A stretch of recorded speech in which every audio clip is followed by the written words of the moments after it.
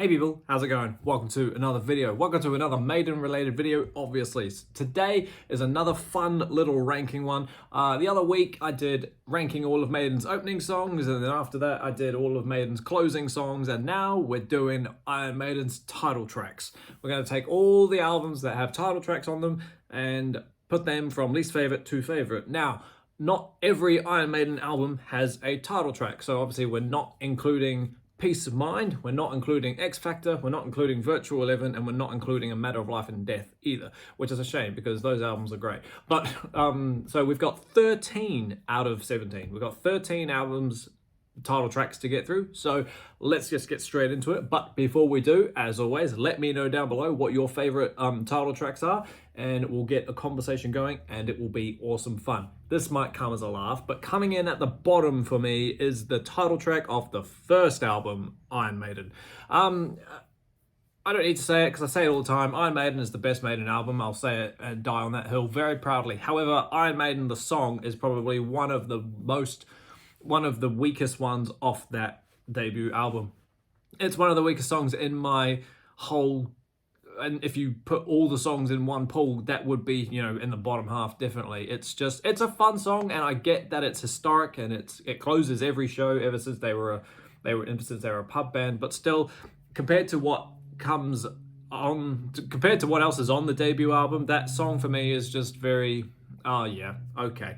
But, when Paul sings it on the album, it sounds better than Bruce doing it live, in my opinion. That's just my take. But yeah, it's an okay song, but it's definitely nowhere near my favorite. So yeah, number 13, Iron Maiden.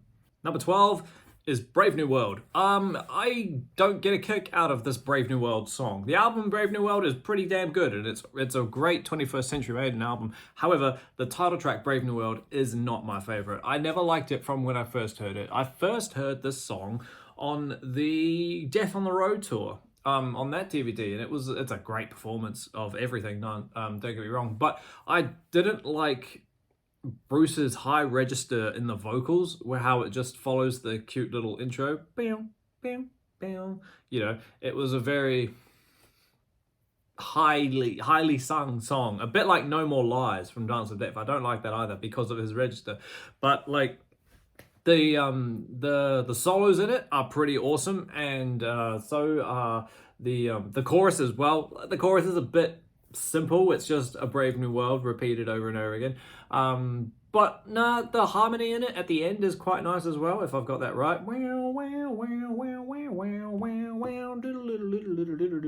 That's typical Maiden, and that sounds nice as well. But other than that, though, it goes on for me, and I just, don't like it. It's just like, okay, the melody itself is nice, but yeah, the register of the vocals is what does it for me. So yeah, number 12, Brave New World.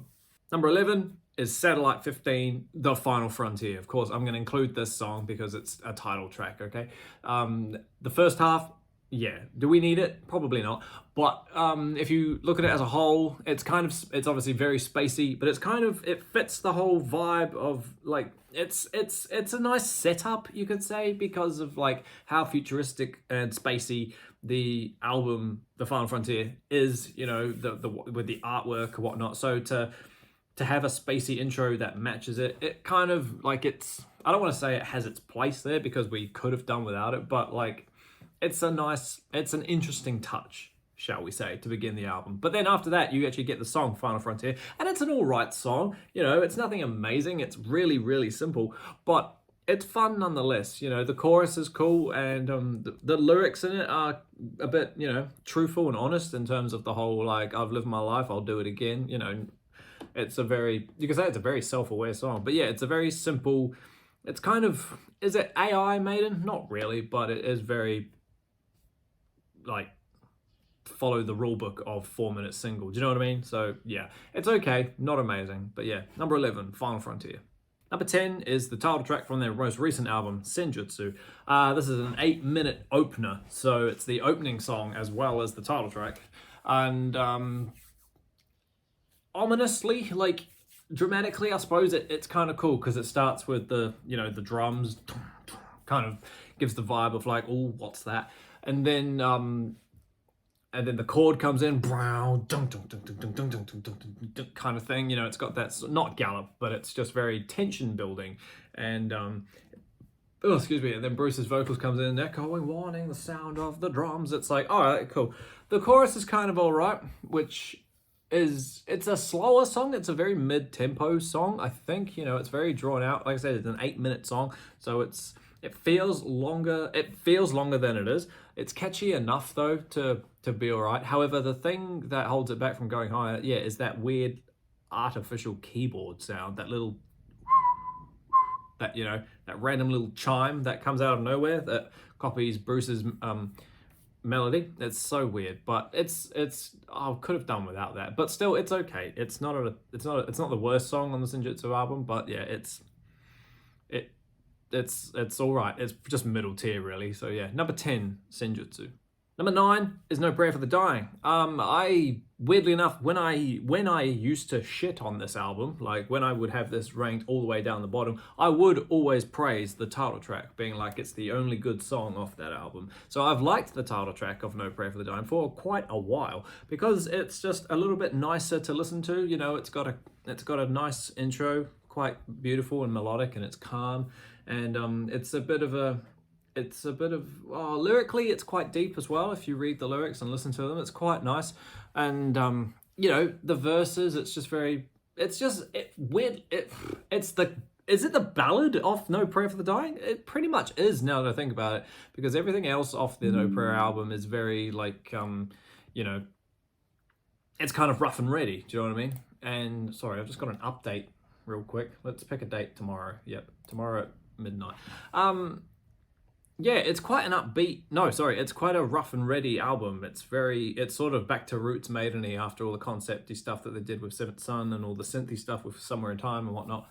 But yeah, so it was kind of going back and listening to No Prayer recently. I realized that it's actually quite a fun album. I actually really do quite like No Prayer. So yeah, number 9 for the title track. It's a great song. It's calm and it's pretty, and the solos in it are fun. And the second half of it, when it gets picked up and gets a bit faster, you know, it's great stuff. And then when it comes back to the cute little intro for the outro, very nice stuff. So yeah, number 9 for me, No Prayer for the Dying. Number 8 is Fear of the Dark. This one falls a little bit shorter than it should because I guess because of how much I've heard it, maybe. You know, I hear the intro and I think, oh yeah, cool. I've watched that many different live Maiden shows, and of course it's on every single set list, and I get why. It's an amazing crowd favorite. You know, it's got a great woho section for the crowd to emulate with the melody, you know what I mean? But like, you know, and it's fun to play as well on the guitar. It's a great song to play. But yeah, I'm just kind of getting a bit fed up with it. You know, it's the only really good song, well, bar maybe 2 others off the actual Fear of the Dark album. I'm not a fan of the Fear of the Dark album, I've learned. So yeah, Fear of the Dark, the song, really makes it worth listening to. But also it's like, I don't need to hear it again. So, but if you look at it at face value, it's a 7.5-minute song. It's a Maiden epic, more or less. And it's the epic of that album, at least anyway. But like, it's good and it's fun and it's catchy enough. But yeah, I keep hearing it, and I would like to see a set list without it. But you know, everyone loves it, so I doubt they'll get rid of it. But yeah, number 8, Fear of the Dark. Number 7, we go back to the start, sort of. We got Killers. I really love the Killers song. I remember first really hearing this song probably on the Rainbow performance from back in like 1981 or whenever that show is. But what's funny about that performance is the lyrics are different. Because if you watch the History of Iron Maiden DVD, where they talk about the early days part 1, pretty much, the history of Iron Maiden part 1 on the early days DVD, I think the lyrics were too graphic for TV, or to be, they couldn't film the song Killers because the lyrics are too graphic. So the lyrics that Paul sings on the Rainbow version of Killers are different from the studio album, and which was weird because it really doesn't change how the song sounds. You know, everything is exactly the same, the music's the same. It's just the lyrics are different. But aside from that, it's an awesome song. It's got a great intro. It's you know, and with the bass and the little guitar pick thing, and then that slide and Paul screaming, wow, you know. And then it picks up and it goes, and because it's such a graphic song, I think as well, is what makes it really, really fun. You walk through the subway, his eyes burn a hole in your back. You know, it's catchy, it's great. The solo in it is fun because it's just, well, at least Dave Murray's one is, wow, wow, He does that shred thing. It's really awesome. And then Adrian comes in sounding great as well. And it's just a bit. It's like a tiny bit. It's a tiny bit proggy. I think it's like a six. Is it like 5.5 minutes? But yeah, it's a tiny bit proggy in terms of like time signatures and whatnot. So they're jumping about all over the place with a few things there. But no, it's a fun song. It's a great title track. I'm really glad they made this a title track. It's one of my favorite Eddies as well. So that's a bonus. But yeah, number 7, great song, Killers. Number 6 is Seventh Son of a Seventh Son. I'm not a big fan of the Seventh Son album. However, the title track Seventh Son is one of Maiden's more fun epics. It's a 10-minute song that sits in the middle of the album, funnily enough. Normally they put the big epics like that at the end, or in later career they put them at the start. But this one sits at track 5, I think. So it's like deadpanned in the middle. And it's cool. Like I said before, I'm not the biggest Seventh Son fan, and we won't go into why because it's too much. But it's just an overall. It's a synthy album, but it's a different synth from the Somewhere in Time stuff. It's a lot more commercialized. It's Maiden's most commercial album, and I think that's why I don't like it so much. But Seventh Son is epic because it starts with a typical, well, not really typical, but it starts with a real dramatic kind of way, and it goes on and on and on. And there's wohos in it. Whoa, they're always fun. And then you get your chorus. You're jumping all over the place. Chorus, and watching that live is hilarious. Especially in the early days when they would just race through that song. They do a 10-minute song in like 7 minutes. It's pretty crazy. And the solo in Seventh Son is wild, but from both guitar players, it's ridiculous. And there's that middle breakdown section, which kind of reminds me of Mariner in a way, but like it's not as brooding or dark, obviously. But it's a great little breakdown anyway. And then bum bum bum comes back, and you're like, oh, here we go, bum bum bum, and then the solos kick in, and it goes and it goes and it goes, and then there's no lyrics after that. And then it just kind of ends. But like, I think it's fun. I love it. It comes on the countdown, and that's a great time as well. So yeah, I think it's an awesome song. Number 6, Seventh Son of a Seventh Son. How cool would it have been if number 7 was Seventh Son? Number 5 is Book of Souls. I've got a soft spot for the Book of Souls song because I randomly, don't know why, I randomly decided to look it up and learn how to play it, and it actually wasn't that hard, so I jammed it all the time. And hearing it live as well was just amazing. I love it. It's an awesome as song. I love the little intro riff that they got. The verses are cool. The chorus is powerful, but the ending part is what moved me when I first heard that. The little melody part where it's like, the bit. It's high registered, but it's not. It fits what's going on. Yeah, I know I'm just contradicting what I said about Brave New World, but still, this one sounds nice. The sentience of Dark Lords and Ultimate Truth, or whatever. That section at the end before. Is there a solo or just a little melody thing before it comes at the end? But yeah, it's a fantastic song. Book of Souls is really, really fun. It's one of the standouts of the Book of Souls album. That album doesn't get ranked very high on my list, but the Book of Souls song is pretty awesome. So yeah, easily. Number 5, Book of Souls. Number 4, we go back to the 80s. Number 4 is Power Slave. I wasn't the biggest fan of the Power Slave song when I first heard it. My first introduction to this was on the Somewhere Back in Time compilation CD, which was also, the first tour I saw for Maiden back in 2009. And so it all coincided. It was amazing. But I just thought Power Slave was a weird song back then. It had that weird vocal intro, like, if you could call it vocal intro, and then which is weird because it doesn't break away from like what Maiden traditionally sounded like at that time. I don't know why I didn't like it. I just didn't click on it until, I don't know, I kept hearing it, I suppose, and then it grew on me and it grew on me more, and I was like, this song is amazing.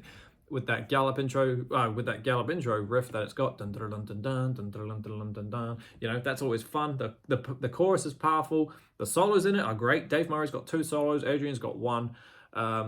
One's a slower solo from Dave, and the other one's a bit faster. And then Adrian has it in the middle. And this song on Live After Death is pretty awesome. There's a walk-on Mummy Eddie during the performance. It's so fun. It looks like such a great song to perform, and obviously Bruce wearing his bird face mask thing. Maybe the one thing I will take away from this song is the ending. The ending doesn't need to be as long as that. It drags on a little bit too much, but I mean, other than that, it's a pretty perfect song. So yeah, number 4, Power Slave. Number 3, Dance of Death, 21st Century Maiden. I, again, have a soft spot for this song because, like Brave New World, I saw this song, Dance of Death, from the Death on the Road tour, and I fell in love with it immediately. The beautiful acoustic intro, boom, boom, boom, boom, boom, boom, boom, boom, boom, boom. You know, that was great, and the little melody that comes after it, I was like, what is this?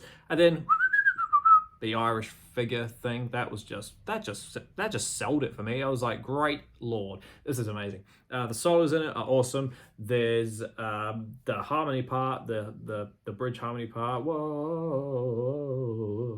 that's fun. It's just an epic song. It's 8 minutes long, and it's a great title track. It's very orchestrally influenced. Well, at least it's surrounded by orchestras, which make it sound a lot more epic. It doesn't have a chorus, but I don't think it needs one because the chorus pretty much, there's a lot of you know, and when it comes back and it repeats its stuff, it's just so cool. It's a great song. It's always fun, and it's a great song live from any gig really, whether it's on Death on the Road or in vivo or whatever.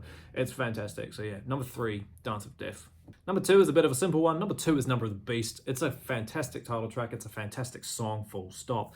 One of the first Maiden songs I ever heard, and it grew on me. Oh, it grew on me amazingly quick. You know, before I was even listening to black metal and satanic music, I was listening to Number of the Beast without realizing it. So it was this song. I don't need to say too much about it. Just the ominous spoken word intro of the Bible verse, which is what I have on my arm here, Revelations 13:18, which is the verse that they recite in that song at the start, and then just that D chord, the D power chord, awesome. Just a great chorus, great powerful verse, amazing solo. Just when it ends, like the whole song ends, you're just like, yes. It's just an amazing song. Again, I've seen that live twice. It's just a fantastic song. It's amazing. Always got time for Number of the Beast. Always, yeah. So number 2, Number of the Beast. So number 1 is technically, is it a title track? It is in my eyes. Number 1 is Caught Somewhere in Time. Yeah, it's a bit loose, but it's a bit like Satellite 15. If I'm including that, then I'm including Caught Somewhere in Time. Caught Somewhere in Time goes at number 1 for me because 1, it acts as an incredible opener, as a setup for the Somewhere in Time album. It's not quite the epic because Alexander the Great is the epic of Caught Somewhere in Time, but it really comes close because it just does. This song is another 7.5 minute epic song, and it starts with that harmony of it sounds like you're starting up some sort of machine. Honestly, it's weird. It's weird how it does that. It must be the synthiness about it. But then the drums kick in, like, and then they keep that harmony going, and then they just the verse is all over the place. Like it's dun, dun, dun, dun, dun, dun, and it's a quickly sung verse. You know, there's a lot of words in there. The chorus, yeah, it's just caught somewhere in time, but it's great. I'm going to see this song live on September 16 up in Auckland, and that's just, I'm going to die. Never seen this stuff live before, obviously, so I'm super hyped about it. The solos in it are just probably one of the more intricate and weirder Maiden solos ever. You know, there's tapping involved, there's just some weird phrases going on in there, but it's honestly so good. And the way it ends, where it has that riff again, and then it changes the riff, and it's just perfect. Honestly, it's a great way to start Somewhere in Time, the album, and it just really sets the tone up for the whole thing. It's a fantastic song. So yeah, definitely for me. Number 1, Caught Somewhere in Time. Awesome as team, thank you so much for hanging out with me while I sit here and get increasingly more passionate about Iron Maiden's title tracks. Like I said at the start, let me know down below what your favorite title track is, and we'll get a conversation going as to who's right and who's wrong. I'm going to come out with some more of these silly little rankings. They're just great fun. But until that happens, everybody, keep an eye out for them. But yeah, while you wait for that, stay inside, stay safe, listen to Maiden, and I'll see you all in the next video. See you later.